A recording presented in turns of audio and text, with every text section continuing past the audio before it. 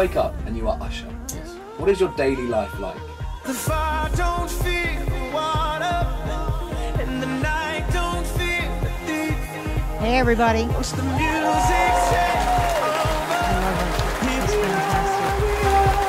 And the man who directed that video is in studio with us today. Welcome, everybody, to another fun edition of Deborah Kobylt Live. And with me in studio is Jordan Taylor Wright. Yay. You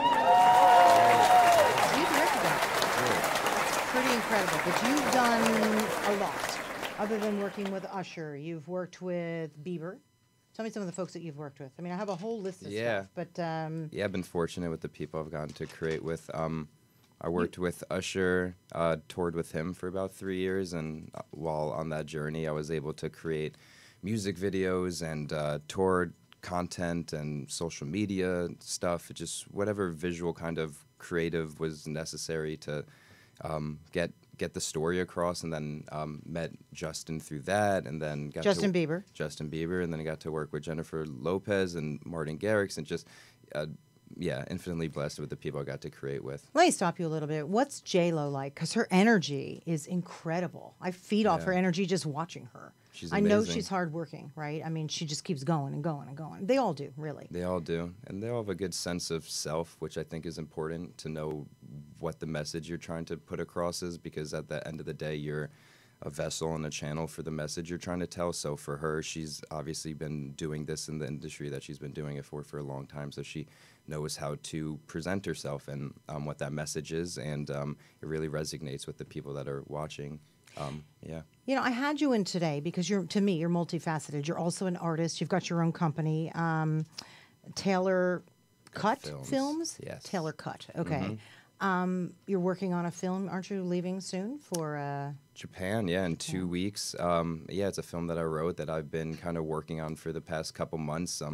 It's funny how you'll say things when I was younger, be like, oh, I always wanted to direct a movie, and then this year I'm just like, oh, I'm gonna direct them, but why not? So I wrote it out, self-producing it. It's gonna be feature length, and incredibly excited about it. And more so the story, it kind of tells a visual journey of what my interpretation of meditation is, because I feel like that gets a stigma today in society about what is meditation. It's just the process of allowing yourself to not think about thinking. We are clouded with thoughts and emotions on a day-to-day basis, so much so that today's society is filled with anxiety or depression, or the need to have to do something other than being in the present moment, whether it's checking your phone or checking social media or just the fidgeting. Like, I think the ability to learn how to just be still within your own self is infinite freedom with creativity, but also with happiness. You allow yourself to be a conduit for all the beautiful things that you want to see and tell in this world. So, you know, I was talking to someone just last night about meditating, and they said, I can't because the thoughts in my head are so crowded. What do you say to somebody like that? It's about knowing you're not your thoughts. So the same thoughts you had 2 minutes ago aren't the same thoughts you're going to have 5 minutes from now. So it's about knowing that these thoughts aren't you, and you're not connected to these thoughts. And a lot of ways of helping that, I'm writing this in the book, is visualization. So we all have visions in our brains, or we all have dreams. So it's about learning how to take those visions and then disassociate yourself with your thoughts. So whether you want to picture your thoughts as a river, and you're sitting at the edge of a river and you watch it kind of wash past you, you can feel that lightness come over you and realize that you aren't your thoughts, and that these are just things that happen to you, but you don't have to be attached to them. And then it allows it to subside, and then you can kind of be. How do you do that in a world that's constantly moving and constantly playing with its social media, et cetera? And you're someone who's heavily involved in social media, but clearly you know how to regulate yourself and it. Yeah. So how do you do that? It's consumption versus creation, or it's, I guess, knowing what feels right to you. So there's, to me, it's the culmination of mind, body, spirit. A lot of people, they'll yoga or stretching. That's a great way of removing yourself from your thoughts, because we store our mental thoughts within our physical body. So if we have an ailment on the right side of our body, that's our masculine side. Our left side of our body is our feminine side. So if our right shoulder's hurting, maybe you're holding a weight that has to do with your father or your concept of what being a man is. So you can self-master yourself, in stretching and yoga. There's different practices and how to do it. But I've been able to learn from either writing in a journal or just being quiet with my own thoughts of how to kind of just get to that isolated That's place. interesting. My left side is way stronger than my right. So does that mean I'm way more in tune with my feminine side? Yeah. Or it's stronger? Yeah, you probably have a good understanding of what it feels like to be a woman, or the motherly characteristics that go along with being a feminine. But we all are the equal kind of balance between masculine and feminine, because we are all mirror reflections of ourselves. We're all humans, we're all beings. So I think allowing the ego to remove itself, the mirror was only invented recently, I believe in the 1800s, 1860s or something like that. So we developed the notion of self pretty not too long ago. So I think once you're able to remove the ego and realize I am not what I look like, then all of a sudden you can look at in another person the eyes and be like, oh, you are just a mirror of myself. And then you get to love someone infinitely because you love yourself infinitely. And then the world then completely changes. I like to look people in the eye when I talk to them. I feel like I can read what they're feeling. Gateway to the soul. I really believe that. Absolutely. And you have beautiful eyes, and by that I mean I could feel what you're thinking in a way. You know, Absolutely. you think things on many levels. Empathy. You know? Empathy. Yeah. That's what it is. That's what it is. Exactly what I'm getting from you. Yeah, it's beautiful. Thank you. So how did you get into this as a Jersey kid? Yeah. I'm a girl from New Jersey, and Yeah. it's an interesting place. You grew up like 20 minutes from where I was born, actually. Yeah, So a beautiful. Jersey guy, you went to school in Maryland, you said, and you studied Yeah. filmmaking and did. psychology. Psychology. Interesting mix, but it's a good one because, you know, you need to know how people feel and behave in order to portray them properly in a film. Yeah, I think I always had I resonated at a young age with watching movies. I would watch a Disney animated movie, and it gave me the concept to love animals, you know, whether it's The Lion King, and you were like, oh, I love lions. I love different creatures. Humans aren't the only things that exist. So I think it resonated with me at a very young age, and then I always enjoyed knowing my thoughts, or just trying to be the observer within my own head. So then that's why I studied psychology. It's like, why do I feel sad when this is happening? Or why can I not remove this emotion from myself? Is there something that I'm attached to? And I'm not what my parents kind of instilled upon me when I was a young age, and I was a sponge. So being able to kind of get to the derivative of that, and it helps incredibly with filmmaking, because the better you can understand yourself, the better you can be a channel for the art that you're creating. And you could. But that's incredibly forward thinking. Most people don't do that. They're either back there or looking ahead, as we were talking about before we even started past or rolling. future. Yeah. So how do you stay present? Couple different things. I mean, I've learned how to meditate, so that helps me be present, and that, to me, just knowing how to quiet the thoughts and just allow myself to realize that focus on your breathing. Every time you breathe, it has a rhythm, and you could picture your breathing as a wave, and every time you breathe in, the wave goes back, and every time you breathe forward, the wave is going towards the shore. And then, honestly, doing that within 5 to 10 seconds, you feel that those thoughts just slowly dissipate, and you realize that you're in a space of just complete quietness and stillness. And a lot of people are scared of the quiet and stillness because they don't know what's hiding within their own mind and body, but we aren't that. So even if there are negative thoughts, you can shine a light onto it and allow it to gently pass. And give it a little time. Yeah. I'm not a person who believes in pills, and a lot of people, if they're feeling anxious or whatever, they'll pop a pill. And I feel like organically we can do it through our breathing. Yeah, I try through masking exercise and walking and whatever. I mean, to the point where I ended up doing a couple of marathons this year because I'm like, I'll just walk my way through it. That's but awesome. I feel, and I'm really proud of that too. And I did it, just to relieve my own stuff that was going on. So Yeah. there are ways where you can do it Exercise, yeah, for sure. organically without Absolutely. popping a bunch of pills. That's how I feel. Yeah, we unfortunately live in a society where it's whatever the easiest route of doing something is the way we tend to go. So we live in kind of this generation of masking our emotions as opposed to really confronting what it is that is there. And at the core of all of us is just absolute love. And for a lot of people, they don't know what love feels like, unfortunately. Imagine, I know, not to get political, but imagine if Donald Trump knew what love felt like. Imagine if his father loved him wholeheartedly the way a father's supposed to love someone. Maybe he wouldn't have the narcissistic problems that he has, in which is he's infinite. He's a black hole, unfortunately. But like just knowing what love looks like and being able to love yourself fully, you can then be a mirror for other people to love themselves as well. People like that, I don't even think it's possible to penetrate. And They imagine if have they to just want to. They have to want that you to. have to want to, and imagine what it would be like to just suddenly have, if the Oval Office was filled with meditators for a day.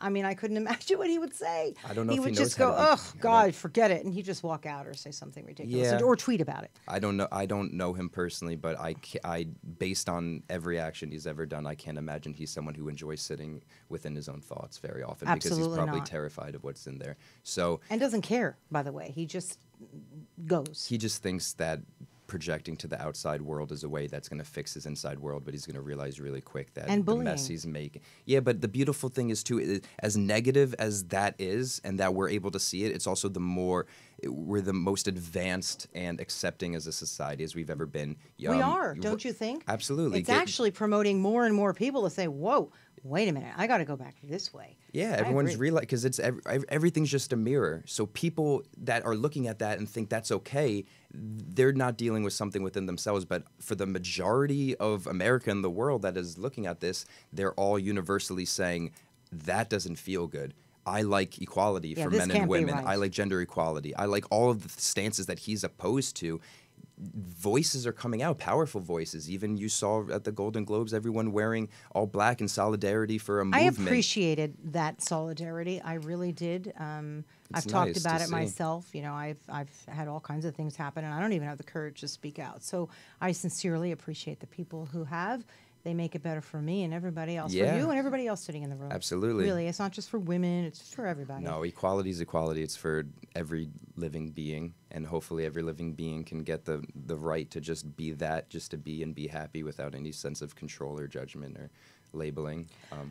So you take this, obviously, to work with you Mm-hmm. because you're a fairly young guy. You're 29 years old, right? And you've worked, early on with some really well-known people. Yeah. I imagine when you're around their energy, whether it's Usher, J-Lo, the Chainsmokers, I love everyone that you've worked with. Yeah. They probably pick up on your vibe and they like having you there to work with, right? Yeah, I can imagine. It's a bit of both. So I'm 29, and when I was working with them, I was in my early 20s, which is a very formative years for human development. So I think it was a blessing, and is what I wanted to see in order to kind of get this mirror reflection, because I went into this world very egotistically driven. The way we're kind of taught is that money, Particularly in entertainment, yeah. particularly to go after the money and then be able to be around people with substantial amount of money and see that in no way affects their genuine happiness within their heart was an amazing mirror to look at and say, oh, okay, money's not going to make me happy. What will make me happy? The art. The art will make me happy. The Being art. around other mirrors that are generally beautiful that will make me happy, and more importantly just being happy within myself, because there's a lot of artists, beautiful artists, that are haunted with a lot of demons that they haven't confronted themselves to. So I thought it was important for me first and foremost to step within myself and be like, okay, what is making me unhappy, and then just to clear all of that, and then I can make the best art possible because I have nothing preventing me, because it's only going to be love. So Yeah. What was it like touring with Usher?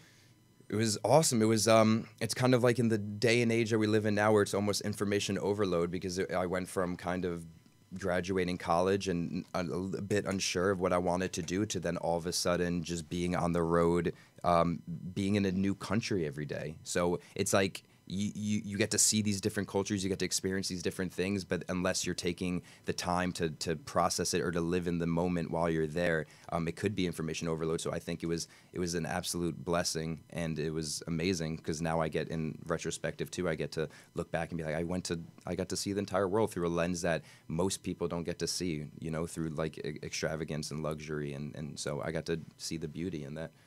But you jumped pretty quickly to touring with him, to directing a video for him or documentary about him. That's pretty amazing. How did you build that trust?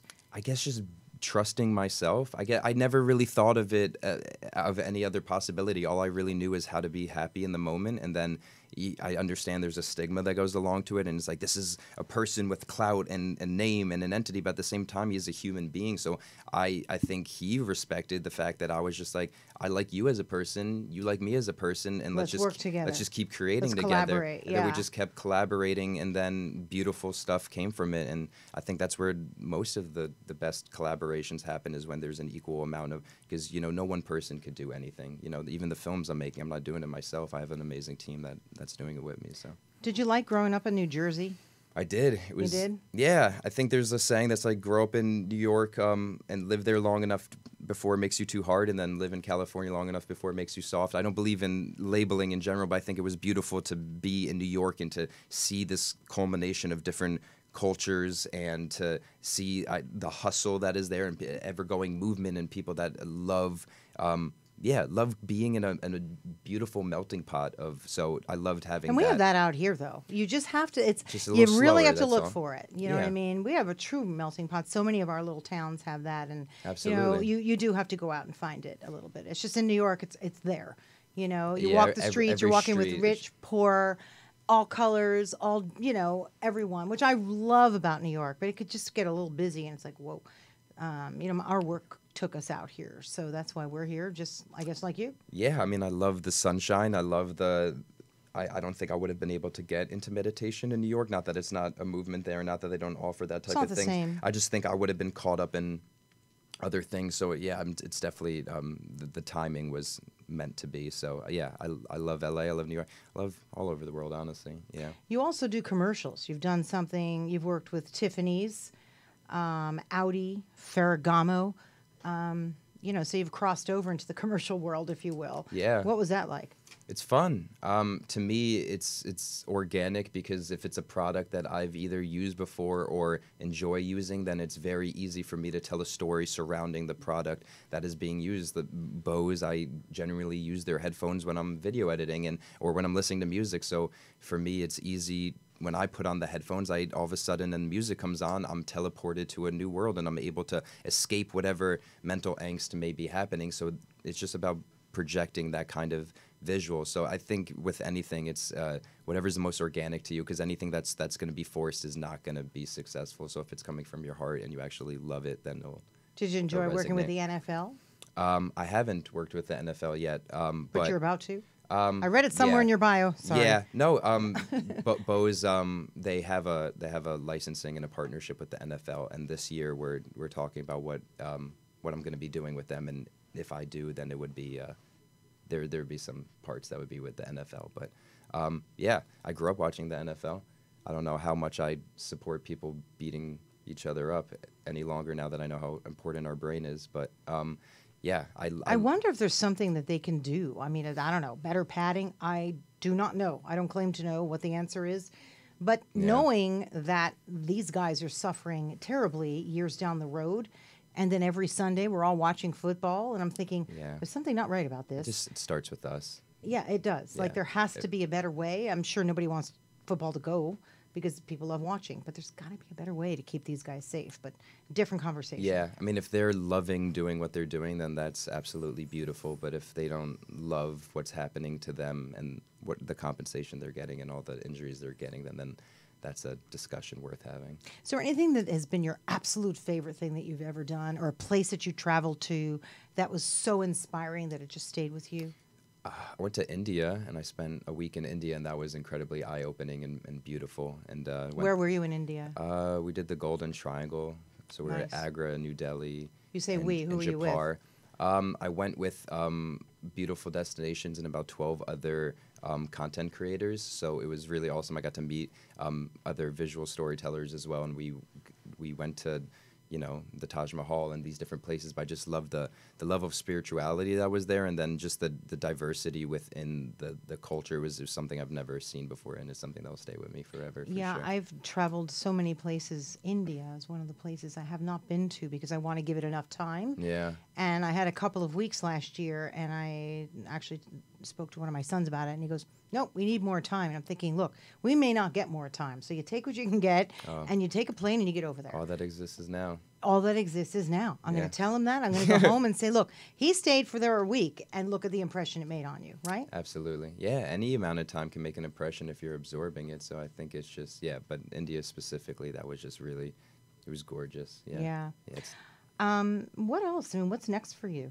in your work? so writing a book, which kind of What's the name of it? I know I asked if you had a working title. It's and Forever in the Infinite Now. love this. Yeah, and it covers it's almost broken down into 3 subsections, which is mind, body, and spirit. And to me, that's the kind of harmonious triangle if you want to live in the now. You have your mind, which is psychology and knowing how you're not your thoughts, and you can remove yourself from your thoughts and not getting trapped in constantly thinking about the past or the future.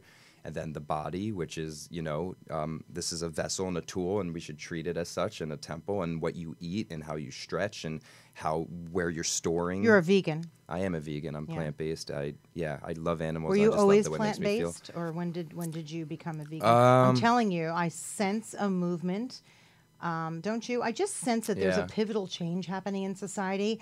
And I actually say we can thank President Trump for that, because I think so many people have stopped, taken a pause, thought about the way they're living, and thought, So they're paying more attention to animals. There's actually more video content about animals, don't you think? Yeah. And cruelty to animals. And, I suppose if one is more humane in terms of, food processing, but it rarely is. And I just don't think we should be it. killing animals. And also, if you believe in climate change, because it does exist, then consuming less meat is a major way to affect climate change, because it's science. Because the amount of water that it takes to sustain these cow farms, it's just if every person just consumed 25% less meat, then we can drastically affect the climate change. So that's just another factor, other than the fact that literally eating meat poisons your body. So it's there's other factors, but again, I don't like preaching it to people. I just like giving the information. No, and if you're not a preacher at all. As you said earlier, it. You're someone. This is how you live organically, and just being around you, you just automatically. I just feel very peaceful when you walked in the room. Any anxiety I had, just I'll hold it for you. Yeah, you're holding it for me. It's exactly right. Yeah, really, it's terrific. Okay, so Thank living you. in the now, you talk about.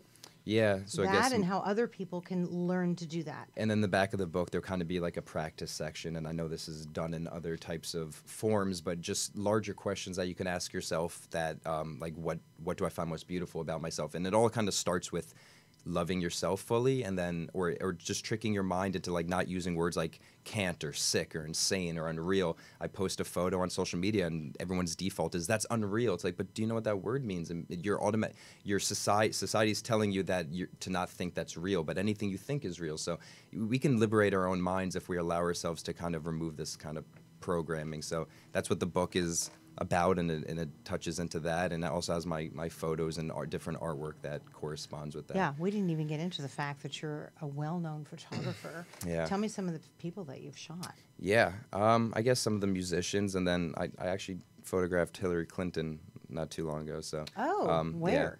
Yeah. It was at a fundraising event that was at it was a fundraising. Do we have event. any of those photos? It's on my website, but she's beautiful soul. But yeah, just photography. I started in filmmaking, and then when the first time I was shooting Usher, I was making a film, and then he asked if I did photography as well, and I was like, well, I know how to do when there's moving things in it, so I'm sure I can figure it out when things aren't moving in it. And I kind of just assumed I knew how and just believed in myself. And well, what did you say? You have to believe it. You have to believe Even it. if you can't quite do it, you just say to yourself, I could do it. Yeah. How did you phrase it to me? Because, Yeah, if honestly, it's if you believe anything we think we project. So if we think we can, we will project. And also anything we've ever seen, we are. So if you've seen a good photograph, you can replicate it yourself, even if you may not have the specific tools to know how, but you can continue to practice and until it becomes fruition. So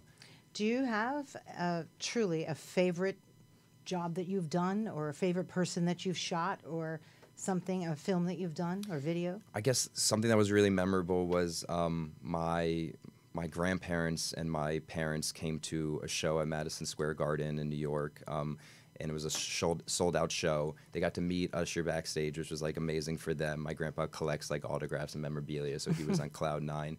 And then right as the show starts, they dim the lights, everything goes black, and the first thing that happens before he even walks on stage is the band starts performing, and a video starts playing. And it's a video that I created, and like I said, when I was traveling, I wasn't really living in the now, so it hadn't really resonated with me about how kind of impactful and special what I was doing was. And I think that was the first moment I kind of realized when I was standing in the crowd getting ready to just start filming, and I saw my parents standing there, and I saw them watching the film that I was making. And they knew it was yours. Yeah, and then watching however many tens of thousands of people were watching it too, I was like, wow, I'm able to create visuals that affect people in an emotional way, and also my family gets to kind of see and resonate with that, and just That's to see beautiful. the level of like proudness on their face. Yeah, it really it hit home for. Job well done, Mom and Dad. Absolutely. You know, a lot of people say that social media is a detriment, but I see it also as such a positive movement as well. Absolutely. I try and keep, like, on my Instagram,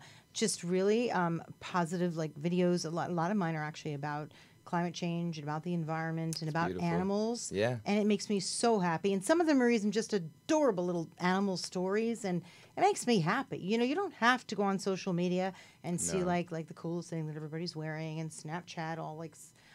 Do you Yeah. know what I mean? Do you do that? Do you Snapchat yourself with ears and? No, all that? No offense. I honestly I don't use Snapchat, but No, it's almost irritating, you know. Yeah, but It's just people just doing silly things, and good for you. I hope you're having fun, right?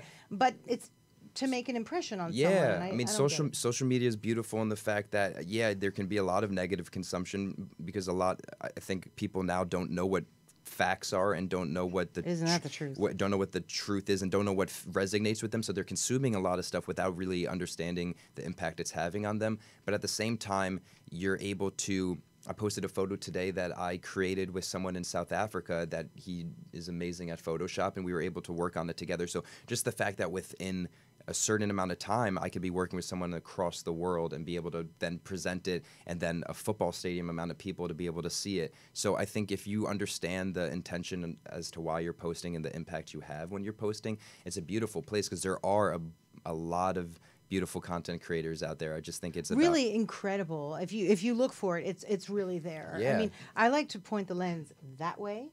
You know, I'm really not interested in seeing people at one more like incredibly cool party. We all go to cool parties, you know, It's in just our what are communities. you trying to tell? Are Yeah. you trying to make someone jealous? Are you trying to do it as a facade as to look, I'm happy because I'm at this party, or are you doing it because I love living life and I feel blessed to be able to be in this position? And if that's what you're showing, then the younger generation that's watching it, they're gonna be like, it's an absolute blessing to be able to not be where you grew up and be at a party with people of influence and like understand of how amazing that is. So living with gratitude and your intention being that, I think that's important. So just knowing your intention.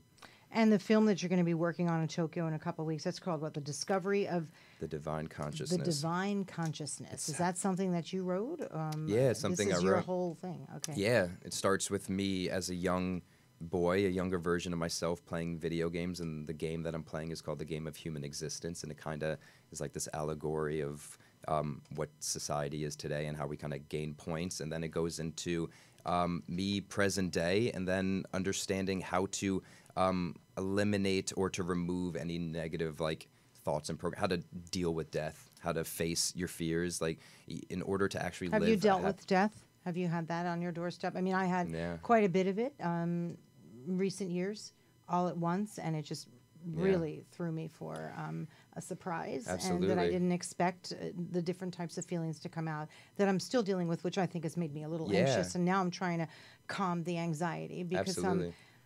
I think it's inevitable, and sometimes they surprise you, and I think we're taught to fear death because Yeah, I agree. because it's known as an ending point. But if all that exists is now, and all you're living in is the now, then death is a birth, because all it is your energy is ever moving for eternity. We started as the Big Bang, the energy continued to move, and we are still remnants of that. We are still the energy from that. We were the stars, we were the trees, we were doesn't everything. die. The energy doesn't die. And never I've had some dissipates. experiences recently where I have felt that very, very strongly. Absolutely. And maybe something came to me that said, you know, they really didn't die. They just lost No, this. absolutely. And This is the they're vessel. here. It is the vessel in this journey here. Yeah, absolutely. And It keeps going forever. And for humans to think we don't know for sure, but in a way, you can feel it if you let yourself. Am I right? Absolutely. There's no such things as coincidence. There's no such we're all divinely manifesting this coexistence together.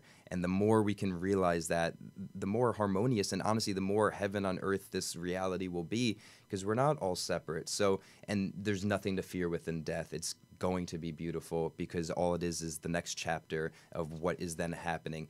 Honestly, what's scarier than dying is not living, and what not living is focusing on. And then not living when someone's died, because they wouldn't want that. And you No. know, sometimes you have to go through stuff though and get to the other side till you realize that. That's what makes it special, right? Is that you get to spend a certain amount of time with somebody, and it adds value to it because you know that since this time within this physical being is limited, then you get to really soak in what they have to offer for you and what you are able to offer to them.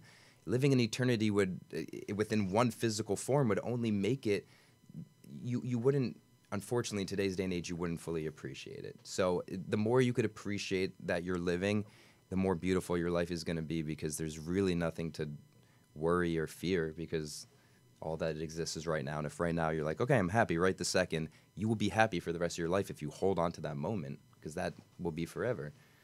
Well, and I know you're not one to want to look ahead too much, but Yeah. is there something that you've always wanted to do or hope that throughout your journey that you end up doing or meeting or going to? Making a film. My whole life I was like, I'm going to make a film, and then now I'm doing it. Now you're doing it. Yeah. So you're living it. I'm living my dream. You're living it. Yeah. Thank you so much for Thank coming you. on. How I can people appreciate it. find you, Yeah. read about you, and get your book? I know that's coming out in March. Right? Yeah. So my website's taylorcutfilms.com, and then I'm also on social media at Taylor Cut Films. So Instagram, Facebook, Twitter, whatever your preferred method of. Yeah, and it's social public, media. so it's not like you have to wait for somebody to find you. You know, and Yeah. it's a great page too, and Thank I you. found it inspiring as well. appreciate So that. I don't know, look them up, and I'm looking forward to your book coming out. Thank you. And this was a great day in the Yeah. moment here, and thanks for imparting all your wisdom on I us. appreciate it.